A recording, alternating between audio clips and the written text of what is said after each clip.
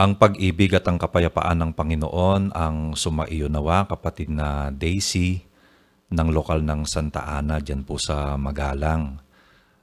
Una sa lahat,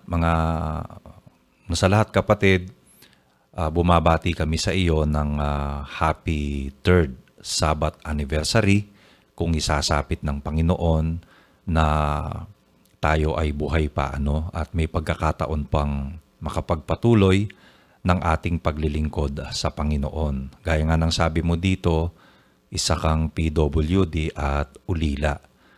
Pero ganun pa man, ang dapat nating maintindihan, kagaya ng itinuturo sa atin ng kapatid na Daniel ngayon, sabi sa Biblia sa 68:5 hanggang 6 ng awit, ama ng mga ulila at hukom ng mga babaeng bao ang Diyos sa kanyang banal na tahanan.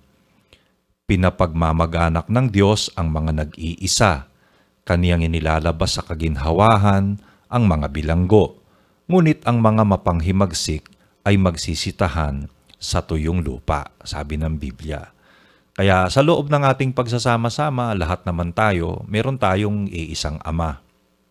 Kaya dito, ulila man tayo sa laman dahil wala tayong mga magulang halimbawa, kagaya mo, no? Pero meron tayong amang nasa langit, ama nating lahat yon.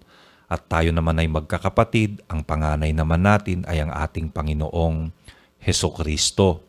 At dito naman sa lupa, merong kasangkapan ang Diyos na mangangaral upang yung pangangasiwa o pamamahala o paglingap sa madaling salita ng Panginoong Hesukristo sa kanyang iglesia o sa kanyang bayan na siya niyang katawan ay maisagawa naman.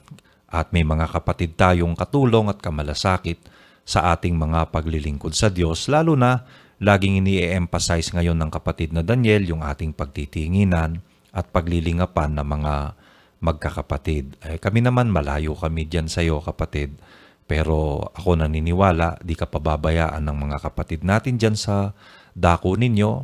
Maasa kaming sa tulong ng Panginoon ay masumpungan mo at maranasan mo ang nararanasan ng majority talaga ng kapatid sa loob ng iglesia. Kasi meron tayong common faith no?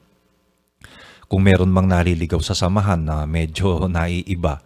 Pero ang mayor parte natin, may common faith tayo Kaya meron tayong common hope, meron tayong common love. Kaya pag nagsama-sama tayo sa loob ng iglesia, di man tayo nagkikita-kitang personal, di man tayo nagkakalapit-lapit physically, di man tayo nagkakakilakilalang personal dahil sa dami natin ngayon Nakakalat tayo sa buong mundo, kapatid, Pero yung pananahan natin sa loob ng iglesia, nakikita natin kung gaano kasaya, gaano kaligaya.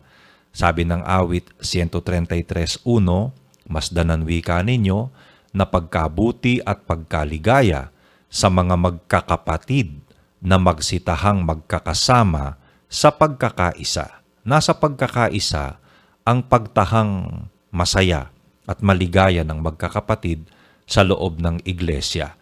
Kaya umaasa kami, kapatid, na ikaw sa tulong at awa ng Panginoon, makakatatlong taon ka na pala. So, marami ka na din namang na-experience.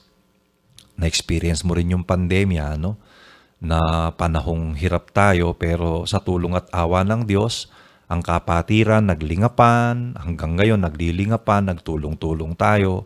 May mga kapatid tayong nawalan ng trabaho, kung sila-sila lang, wala nang makakain talaga. Pero sa pagtutulong-tulong ng ating pagsasama-sama, mga kapatid, wala namang masasabing napabayaan sa atin o nagutom. Salamat sa Diyos sa napakagandang kapatiran na ating kinabibilangan. At kayong mga kapatid namin na mayroong ganyang kalagayan, special kayo sa amin Kasi yan ang tinuturo ng kapatid na Eli noon pa. Yan din ang itinuturo ng kapatid na Daniel ngayon. Pagkakataong bigay ng Diyos para magkatulong-tulong at magkasama-sama tayo, mapagsalu-saluhan natin ang paggawa ng kalooban ng Diyos at sama-sama nating maramdaman ang pag-ibig niya at ang kapayapaang dulot ng maramdaman mo, you are at home na. Kumbaga, nakita mo na kung saan ka dapat lumugar Natuklasan mo na kung ano ang dahilan kung bakit ka umiral at alam na natin kung saan tayo papunta pagkatapos ng lahat ng bagay na ito sa buhay na ito. Muli kapatid, Happy Sabbath Anniversary sa iyo.